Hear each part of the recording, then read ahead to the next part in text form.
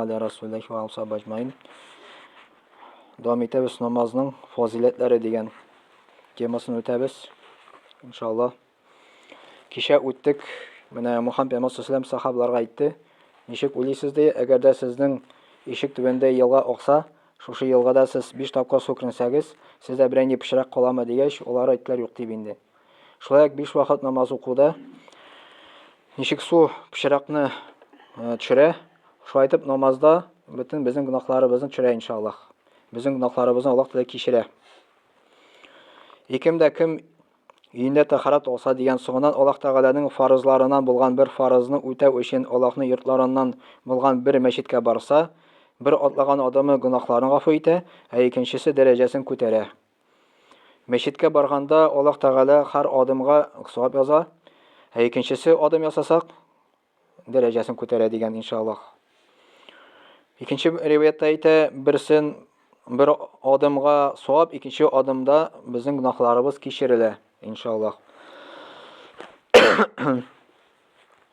Agarda musulmon kishisi farz namoz vaqti kirgach, tahoratdan jirina yetkirib olsa, namozni Allohdan qo'rquv hissi bilan harakatlarini yaxshi etib qilib o'qilsa, bu namoz uning ilki vaqtda qilgan gunohlari kechirilishine sabab bo'lacak. Agarda u zo'r gunohlar ishlamasa, ham bu gunohlarning kechiriluvi umr bo'yi bo'lacak. Ya'ni mana bek muhim shuni o'nglarga mana bu farz namoz. Farz namoz bar farz, bar sunnat, bar nafil namozlar endi. Bigrak da bek muhim shu 5 vaqt namozni e'tibor etirga, uni vaqtida o'qirga. Uni vaqtida o'qira. Kishi masalan urazada tota ola, sadaqada bera ola. No mana 5 vaqt namozga bosarga bek avur negadir аңар булып тоела. На самом деле ул 5 вакыт намазы авыр түгел. Ягъни аны фарызы бар, суннаты бар икән, нафиле бар инде. Мәсәлән, фарыз гына үтәсәң генә аңар күп вакыт китми. Тахараты белән бергә, намазы белән бергә бер рәкъатка 1 минут китә мәсәлән. 17 рәкъат булса фарызы 17 минут китә. Плюс 7 минут сәсәк еще тахараты белән 24 минут. 24 сәгать, бу 24 минут. 24 minut 24 saat içində biz bit indi Allah Taala vaqtını bera alabız. Əgərdə biz Allah Taalaga şu vaqtını bersək, Allah Taala bizə onu savab bilan qaytaracaq inşallah təgi dünyada. Bu dünyada da Allah Taala berəcək, bu dünyada Allah Taala'nın yardımı bulacaq inşallah. Qur'an-ı Kerimdə aytə Allah Taala, əgərdə siz taqva bolsağız deyə, yəni Allahdan qorxsağız deyə. Kim namaz oxuy, Allahdan qorxaq. Min deyə şiğu işiklərini göstərmirəm deyə. Yani avırlıklardan, belə qazalardan indi. Onlara rizqni kütməgən yerdən də birimin deyil.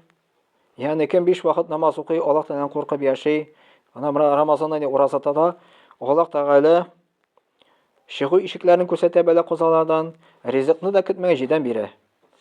Rizq ol təgə aşağı rizqına түгел, bu keng məğnədə kilə. Maşina bulamı, senin yurtun bulamı, ol rizqqa kirə, senin bəxtin bulamı, senin balaların bulamı, көңіл тынычлыгын, бүтәнсе монда кергән. Allah Taala şol səbəbli senin көңіл тынычлыгын да арттыра иншалlah, бәрәкәтен дә китерә иншалlah. Yani dünyada bəxtin bирә. Чөнки син көненә 5 вакыт намаз укыйсан, син Аллаһ белән элемтәгә керәсең. Әстәмә тагын сүннәт укысак, нур өстенә нур була. Әстәмә нафилләрне укысак, тагын да нур өстенә нур була. Иншалlah. Тагын әстәмә була инде. Muhammed Peygamber sallallahu hadisinde kile Allah Teala aytты, "Иң яраткан гамәл ди Аллаһ каршында ул фарыз ди." Тагын истәмәк өчен сүннәт укый, нафил укыймы, тагын изгек белән якыная икән, ул тагын да Аллаһка якыная. Аллаһ Теала әйтә, Аллаһка якынаygан саен, Аллаһ Теала әйтә, "Мин аны яратырмын" ди. Уйлап караса, Аллаһ сине ярата. Аллаһ яратса нәрсә була бу? Бу дөнья Аллаһныкы. Кабер тормышы Аллаһныкы, кыямәт көне Аллаһ Тааланың кулында. Җимах Аллаһның кулында, тамук Аллаһның кулында. Всё, Аллаһ Таала сезне яратса, кабердә газапламый, тамукта газапламый иншалlah. Җимахка кертә дигән сүз иншалlah. Дөньяда да сиңа күңел тынычлыгы бирә иншалlah. Намаз мусульман җәмгыятен күчәйтә. Aralarında yardımlaşu, kardeşlik kebek yaxşı münasebetler urnaşuğa sebep bula. Әгәр дә мөселманнар монда 5 вакыт намазга килсәләр, Аллаһ Тәгалә бәрәкәтен бирер. Бигрәк тә иртәнге намазга. Бигрәк тә менә бу иртәнге намаз, ястү намазның саваплары иң күп. Мөхәммәд Пәйгамбәр саллаллаһу алейһи ва хадисе килә, кем ястү намазны җәмәгать белән намаз укый, монда мәчеткә килеп, ярты төн кебек намаз укыган шикелле савап языла. Ә кем иртәнге намаз укый, төн буе намаз укыган шикелле савап языла. Ягъни мәчеттә. Шитай ястүндә дә укысак, иртәнгә дә укысак, без получается төн ярым намаз укыган шикелле савап языла иншаллах. Ислам күзлегеннән караганда намаз ул кешене барлыкка китерүенең һәм аның бу дөньяга яшәвен төп максатын булып санала. Аллаһ Тәгалә әйтә: "Ма халактул җинна вал инса илля лиябудун." Мин җиннәрне һәм кешеләрне бар тик үземә гыйбадат кылсыннар өчен яраттым ди. Аллаһ Тәгалә безне ни өчен бар кылды? Гыйбадат өчен. Менә намаз укыйбыз, алхамдулилlah. Мәсәлән, кеше кызганычка каршы гыйбадатка игътибар бирми. Кешегә может ярдәм итәргә. Может даже ул күршесенә дә булышырга, караны чист тартырга. Но намаз дигәндә, менә булай тора инде, кирәк түгел дип намаз тора инде. Да ул кешенең хакын үти, но бит Аллаһның хакын үтәми. Кешегә яхшылык китерә, Аллаһ сиңа бит кешегә караганда күбрәк нимәтләр бирде. Коръәндә бит килә, Аллаһ Тәгалә әйтә: "Әнигез сезне ди, ана карында авырлык белән йөртте ди. Андары 2 ел имезде ди.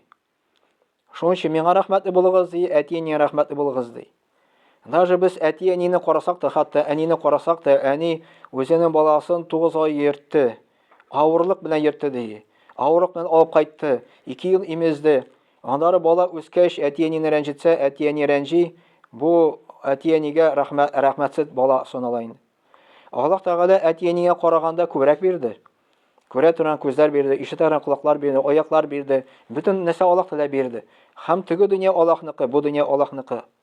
Син Аллаһ Тәгаләнең әмре үтәмисең, Аллаһның хакын үтәмисең, ничек сине Аллаһ Тәгалә җәмәгатькә кертә ала шуннан соң инде. Шуның өчен иң беренче Аллаһның хакын үтә, андары уже кешенең хакы китә. Ә кешенең хакын үтәсәң, Аллаһның хакын үтәмәсәң, монда уже Аллаһ Тәгалә кабул итми. Чөнки син аны Аллаһ ризалыгы өчен эшләмисең, син аны кеше өчен эшлисең. Ә Аллаһ Тәгаләне кабул итә шул вакытта, кайчан син Аллаһ ризалыгы өчен эшлисең.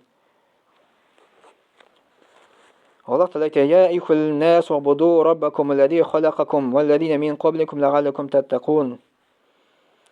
Эй кешеләр, сезне һәм сезгә хәтле булган кешеләрне барга китерә Раббыгызга гыйбадат кылыгыз, буйсыныгыз. Бәлки сез тақва булырсыз. Аллаһның әмрен үтәп, гынаһлардан тыелып, аның газабына сакланучылардан булырсыз ди. Бакара сурәсе 21-нче аят. Аллаһ мөрәҗәгать итә кешеләргә: "Эй кешеләр," ди. Сезне бит Аллаһ бар кабул кылды ди. Бар кылгач аңар табыныгыз ди, Аллаһ Тәгалә әйтә. Ишәп табынмыйсыгыз ди. Бәлки сез тақва булырсыз ди, Аллаһтан куркырсыз ди. Аллаһка табынсагыз. Андары Аллаһ Тәгалә әйтә: "Вақимис салата инна салата танха анил фахшай вал мункар." Намаз укы, дөреслектә намаз бозык һәм начар гамәлләрдән тыя. Ягъни Аллаһ Тәгалә намазны безгә ни өчен укырга бирде? Чтобы гынаһларны саклансын өчен. Кеше намаз укый, гынаһтан курка. Намаз укымый, гынаһтан курыкмый.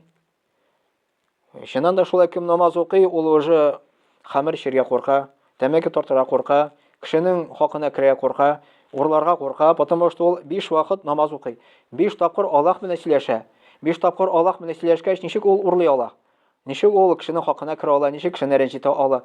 Аллаһ бит аны белә, күрә, теге дөньяда аны өчен җавап бирәсе була. Субханакалла бихамдик, ашһаду ан ла илаха илля анта, астагфирука ва атубу илейк.